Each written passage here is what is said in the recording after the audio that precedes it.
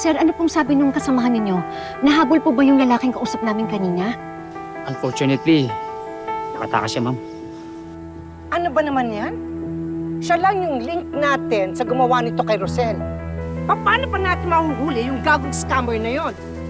Inspeksyonin ko lang po yung van na naiwan nila. Maghahanap lang ako ng ibang clues para matukoy yung suspect. Excuse me po. Salamat po. Madam, pakiramdam ko po, kilalang-kilala kami ng taong gumawa nito eh. Kasi kanina dun sa phone call, kahit hindi ko naman po siya nabobosesan, nararamdaman ko po sa pananalita niya na parang kilalang-kilala niya ako. Pero Nay, sino sa tingin mo? Eh, hindi ko nga alam, kanina ko pa nga iniisip eh.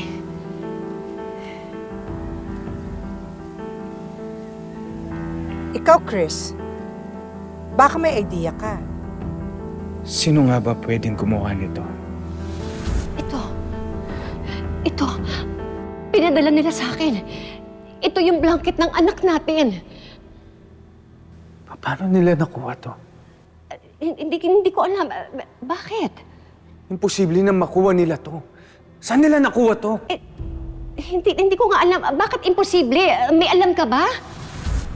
Si Via, may alam na ba siya? Wala eh. Wala. Sino lang bang nakakaalam nito? Si Malu, si Gomar, tayo lang naman eh. Wala nang iba. Alam nyo, it's so obvious na pinaglalaroan kayo ng taong to. At hindi lang yun, madam. Sigurado talaga ako eh. Kilala ako ng taong ito. Naniniwala ako sa kanya eh. Naniniwala ako sa mga sinasabi niya. Alam ko na meron siyang nalalaman. At naniniwala din ako na may taong nag-utos kay Malu para kunin ang anak ko at ipalit si Tali. Pero sino kaya yun?